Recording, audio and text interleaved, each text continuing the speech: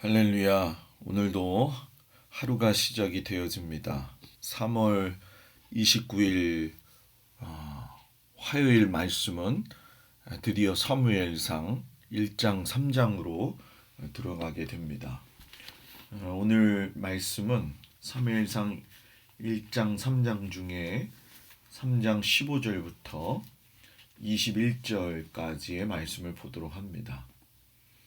사무엘상 3장 15절에서 21절까지 말씀을 제가 봉독해 드리겠습니다. 사무엘이 아침까지 누웠다가 여호와의 집의 문을 열었으나 그 이상을 엘리에게 알게 하기를 두려워하더니 엘리가 사무엘을 불러 이르되 내 아들 사무엘아 하니 그가 대답하되 내가 여기 있나이다 하니 그가 이르되 내게 무엇을 말씀하셨느냐 청하노니 내게 숨기지 말라 내게 말씀하신 모든 것을 하나라도 숨기면 하나님이 내게 벌을 내리시고 또 내리시기를 원하노라 하는지라.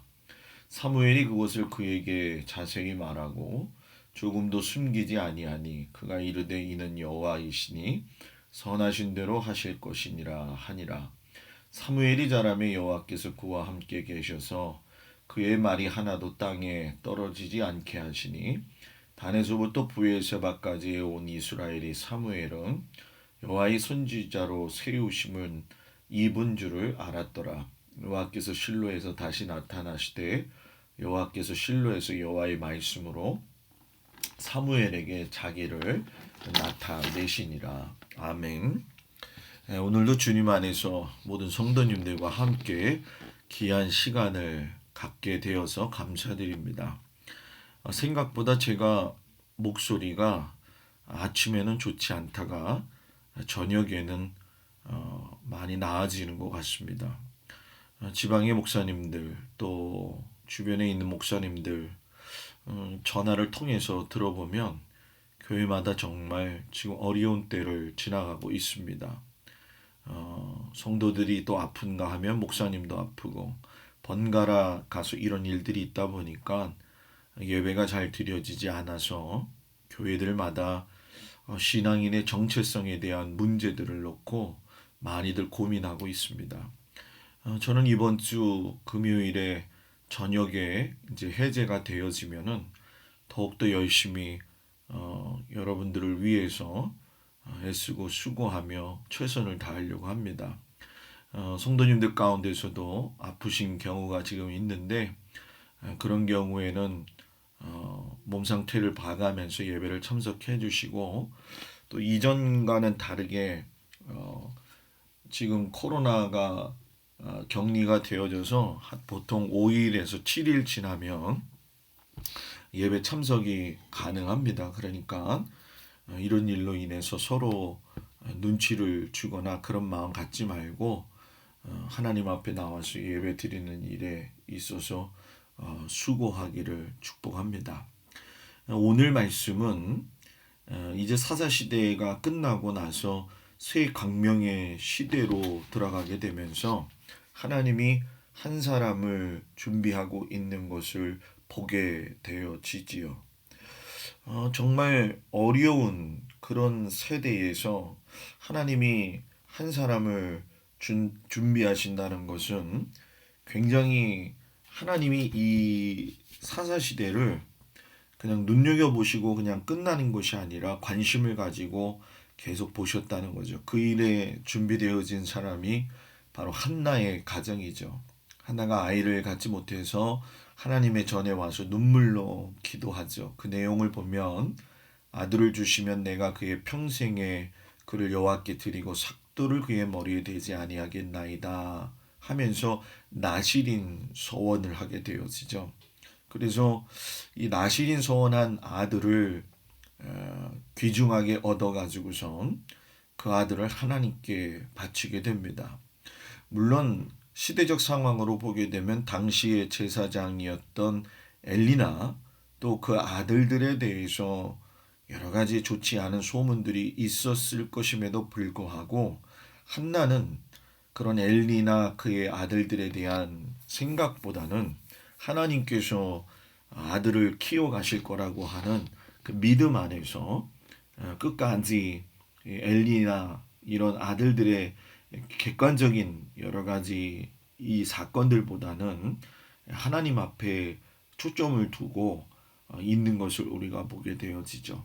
그리고 하나님을 향한 믿음을 가지고 엘리 제사장에게 아들을 맡긴 것이죠.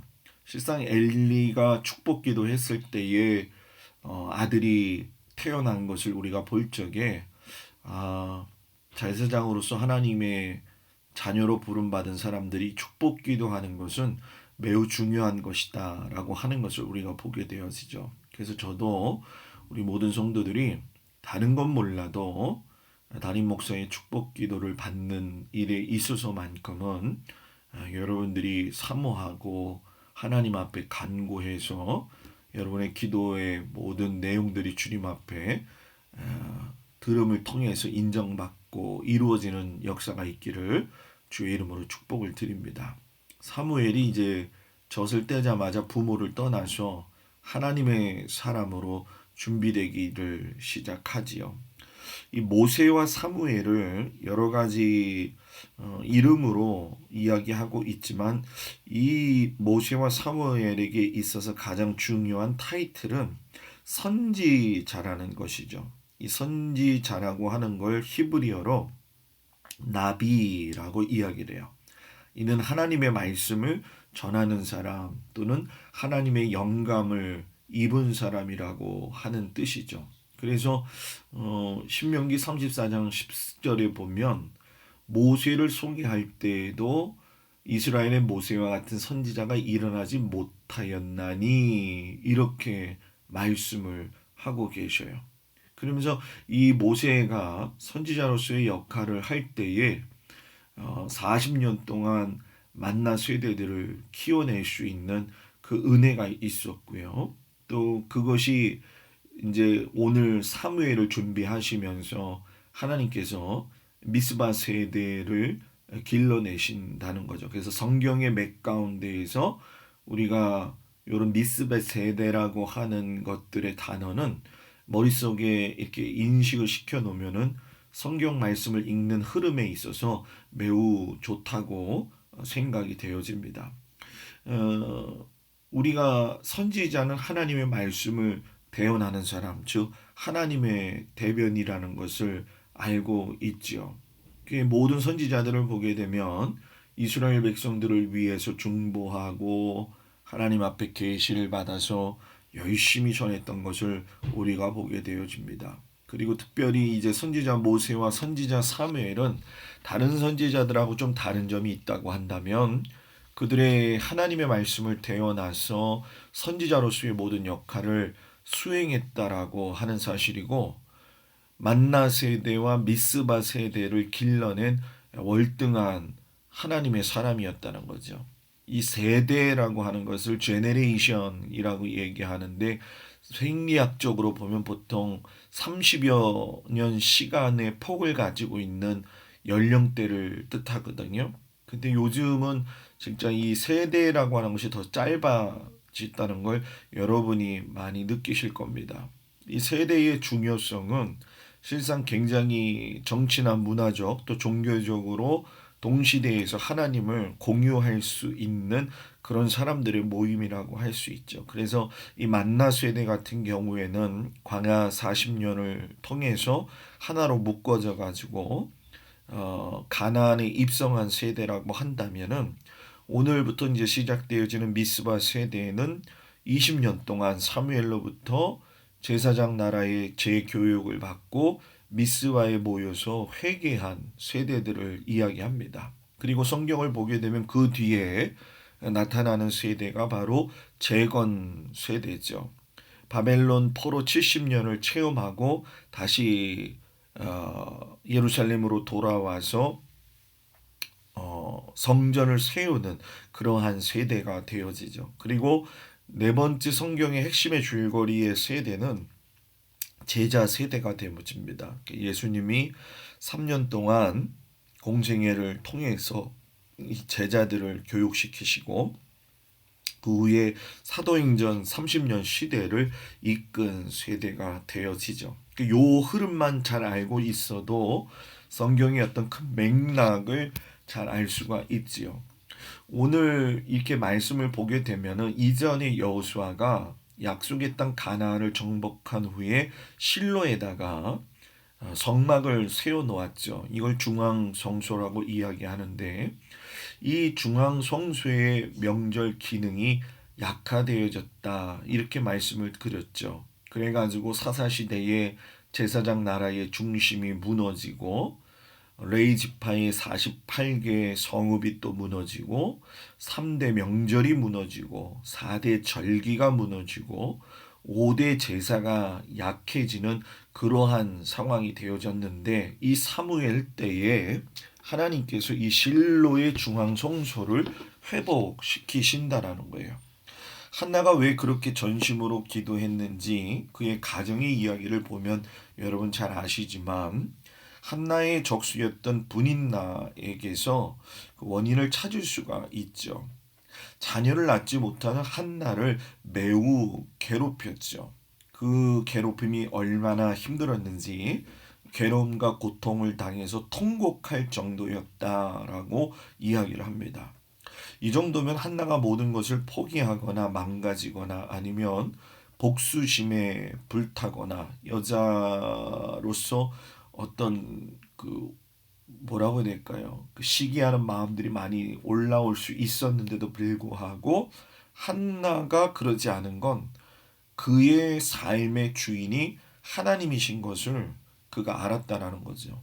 그렇기 때문에 얼마든지 분인나를 응징할 수 있었음에도 불구하고 하나님 나라의 지식을 가지긴 여인이었기 때문에 항상 그렇듯이 하나님 앞에 먼저 기도하는 여인이었다라는 거죠. 아브라함과 사라에게 이삭을 주셨던 것을 알고 있었고 아브라함과 요게벳에게 모세를 주셨던 걸 알고 있었기 때문에 자기에게도 하나님께서 분명히 자식을 줄 것이라고 하는 분명한 믿음의 태도가 있었다라는 거죠. 그래서 참 이 한나의 모습을 보게 되어지면 참으로 억울한 때의 말보다는 기도로 행동을 보인 여인의 아름다운 모습을 우리가 보게 되어집니다. 우리도 마찬가지인 것 같아요. 성도로서 이 땅에 살아갈 적에 또 사람이기 때문에 할 말도 많이 있겠지만 그 문제를 하나님 앞에 내려놓고 기도할 수 있는 믿음의 사람들이 되었으면 좋겠습니다. 모세의 제사장 나라의 나실인법은 지난번에 제가 말씀드린 것처럼 대제사장급의 헌신을 요구한다라고 이야기 드렸었죠. 근데 그 한나가 얼마나 그랬는지 이 나실인의 서원을 통해 가지고 하나님 앞에 아들 주시면 드릴 겁니다라고 고백을 하게 되어지죠. 하나님이 그걸 들으셨다라는 거예요. 하나님은 소망을 가지고 하나님 앞에 통곡하며 기도하는 자들의 기도를 절대로 잊지 않으신다는 거예요. 한나는 자신에게 아들을 주시면 포도주나 독주를 먹지 않게 할 것이고 머리에 삭도를 대지 않고 시체를 만지지 아니하도록 하면서 하나님께 평생 헌신하는 나시린으로 드리겠다라고 하는 기도를 하죠. 삼손을 드렸던 그 만화의 가정하고는 조금 더 다른 그 믿음의 결혼에 찬 모습을 우리가 보게 되었죠. 그때 하나님이 엘리를 통해서 한나에게 응답을 주시죠. 어쩌면 엘리는 한나가 술 취한 것처럼 보였을지 몰라도 하나님은 엘리를 통해서 영적인 응답의 계시를 허락하셔요. 그래서 사무엘상 1장 17절 18절에 보면 평안히 가라. 이스라엘 하나님이 내가 기도하여 구한 것을 허락하시기를 원하노라 하면서 그 은혜 있기를 원하나이다 하고 돌아갈 적에 한나의 얼굴에 근심빛이 없었다라고 이야기를 해요. 실상 여러분 엘리에게 맡기고 싶은 마음이 안 들었을지도 모릅니다. 왜냐하면 엘리 제사장이 제 자식들도 제대로 교육 못 시키고 있는 상황에서 굳이 엘리 제사장에게 보내야 될까 이런 마음이 들으실 줄 모르겠지만 한나는 엘리의 말은 하나님의 말씀이기 때문에 들었고 그의 아들들의 모습은 본받지 않으면서 엘리와의 관계 속에서 하나님의 말씀을 삼아 가지고 약속으로 삼지요. 그래서 한나가 사무엘이 젖을 떼자마자 실로에 있는 엘리에게 맡기게 되어지죠. 아마 제가 봤을 적에는 한 3살 정도, 4살 정도까지 수유를 시키고 나서 모세의 율법을 가르쳐 주지 않았을까 그런 생각이 들어요. 수수 3마리를 드릴 정도로 상당한 재력가였던 한나가 자기 집에서 나실인 사교육을 시킬 수도 있었는데 마노의 가정이 삼손이었던 그 실패를 얼굴 삼아서 한나는 온전히 하나님 앞에 사무엘을 드리는 것을 우리가 보게 되죠. 그래서 사무엘상 2장 6절 7절에 보면은 한나가 하나님 앞에 이렇게 기도해요. 여호와는 죽이기도 하시고 살리기도 하시며 수월에 내리기도 하시고 거기에서 올리기도 하시는도다. 여호와는 가난하게도 하시고 부하게도 하시며 낮추기도 하시고 높이기도 하시는도다. 참 한나의 모습이 본받아야 될 그런 모습이죠. 우리는 근데 이 모습 속에서 제사장 엘리의 모습도 한 번은 봐야 될 필요가 있습니다. 왜냐하면 안타까운 점에서 이 엘리는 자식에 대한 교육은 실패한 사람이죠. 사무엘상 2장에 보게 되면은 이 두 아들이 갈고리를 가지고 다니면서 가마에 고기를 찔러 넣어 가지고서는 걸려서 자기 걸로 갖는 아주 못된 행실들을 가지게 되었죠. 그럼에도 불구하고 이 아들들을 전혀 혼내거나 말씀으로 가르쳤다라는 얘기가 없어요. 그러면서 하나님이 그 모습을 보면서 오히려 엘리에게 책망하시죠. 사무엘상 2장 29절에 보면 너희는 어찌하여 내가 내 처소에서 명령한 내 재물과 예물을 밟으며 내 아들들을 나보다 더 중히 여기느냐. 실패한 거죠. 아들들의 교육은. 그런데 감사하게도 제사장 엘리가 제자 교육은 성공하더라는 얘기죠. 하나의 입장에서는 아까 말씀드렸던 것처럼 자식 교육에 실패한 엘리에게 과연 사무엘을 맡겨야 될까 말아야 될까, 그리고 떨어지는 그 어린 사무엘이 울면서 엄마랑 헤어지지 않으려고 했을 것이 분명한데 하나는 그 모든 걸 다 접어두고 많이 울면서도 하나님 앞에서 약속했던 걸 지키고, 엘리는 자기 자식의 교육은 실패했지만 사무엘은 잘 교육을 해가지고서는 훌륭하게 자라게 되어지죠. 그래서 사무엘상 2장 26절에 보면 여호와와 사람들에게 사무엘이 은총을 받더라. 3장 19절에 가서 보면 사무엘이 자라매 여호와께서 그와 함께 계셔서 그의 말이 하나도 땅에 떨어지지 않게 하시니, 이렇게 이야기를 하세요. 그러니까 사무엘에게 하나님의 음성 앞에 엎드리게 하고 심지어 하나님께서 자신에게 내리신 심판의 메시지까지도 그대로 받아들이는 모습을 보여주면서 사무엘에게 하나님의 사람이 가져야 될 본분과 그 일을 잘 가르쳤죠. 여러분 생각해 보세요. 사무엘이 하나님의 음성을 들었을 때, 알지 못했을 때 나중에 가서 엘리가 깨닫고 하나님께 부복하게 만드는 모습 보시면 알 수 있죠. 그리고 하나님이 이 사무엘에게 엘리 집안에 닥칠 여러 가지 재앙과 어려움에 대해서 이야기했음에도 불구하고 그것을 하나라도 놓치지 아니하고 엘리 제사장에게 그대로 이야기하는 걸 보게 되어집니다. 그러니까 이 깊은 뜻을 보게 되면 하나님은 한나라고 하는 한 여인의 그 아픔을 들어주시면서 그의 소망을 해결해 주시고, 또 그 세대에 한 사람을 준비하셔 가지고 무너진 하나님의 법을 세워 가시더라는 거죠.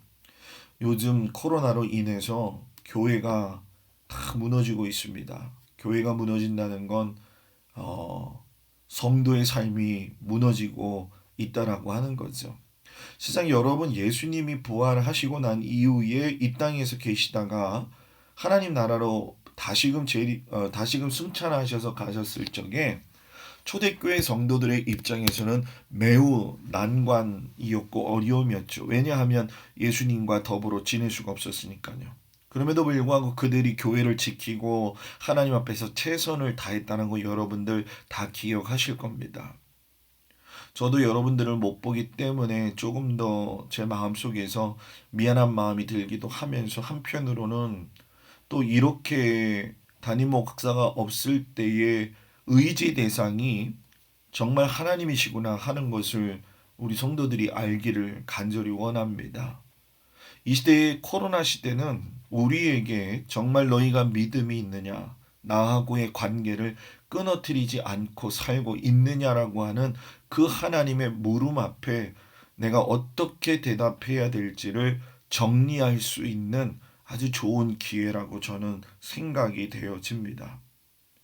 이 한나를 보면서 남편 엘가나에게 한 말을 우리가 기억해야 되는데, 뭐라고 이야기하냐면은 엘가나 남편에게 매년 그 서원제를 드리러 가기도 했고요. 또 젖되고 난 다음에 하나님께 드릴 거다라고 이야기를 했어요.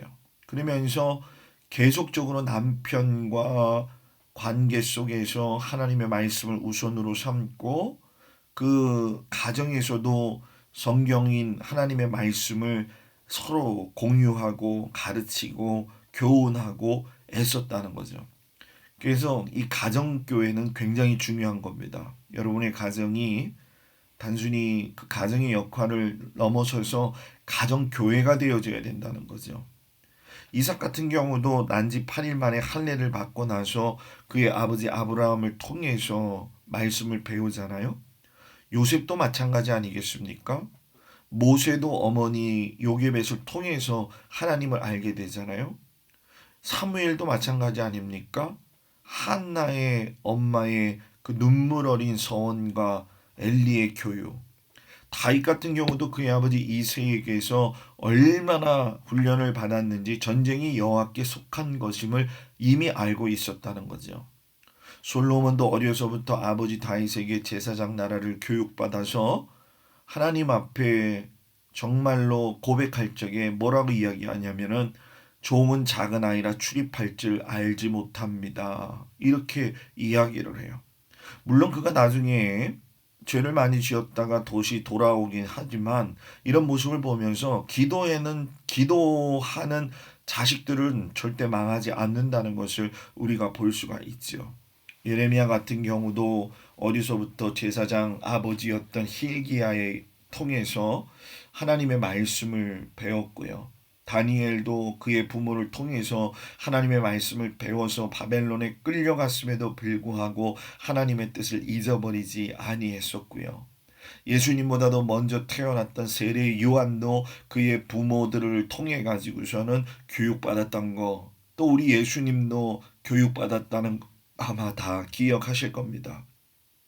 사랑하는 성도 여러분, 한번 생각해 보세요. 내 자녀들을 위해서 얼마나 성경을 가르쳤느냐, 또 얼마나 기도하고 있느냐. 기도 다 하지요. 그러나 정말 중요한 것은 여러분, 디모데후서 3장 15절에 이런 말씀이 있죠. 또 어려서부터 성경을 알았나니 성경은 너희 너로 하여금 그리스도 예수 안에 있는 믿음으로 말미암아 구원에 이르는 지혜가 있게 하느니라. 말씀의 요절을 가리키는 게 아니라 이야기를 통해서 하나님이 어떤 분이신지를 보여줄 수 있고 가르쳐 줄 수 있는 믿음의 부모가 낳은 그 삶의 결과가 어떠한지를 오늘 이 말씀 속에서 깨닫게 되어집니다.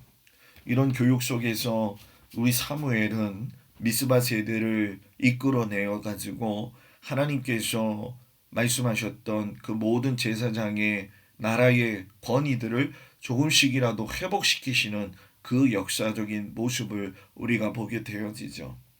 우리가 정말 하나님의 사람으로서 자녀들을 위해 눈물 뿌려 기도해야 된다는 거 100번 말해도 후회되지 않을 정도로 중요한 말씀이고, 이 어려운 시대, 코로나 시대에 이 정말로 아픔을 당하고 있고 교회들마다 예배가 무너지는 이 현실적인 상황 앞에서 그냥 우리가 생각했을 때에 내가 내 자리를 지켜야 된다라고 하는 그 믿음이 참 많이 사라지고 있다는 것이 이 코로나 시대에 가장 우리의 신앙력을 약화시키고 있다라고 저는 생각을 합니다.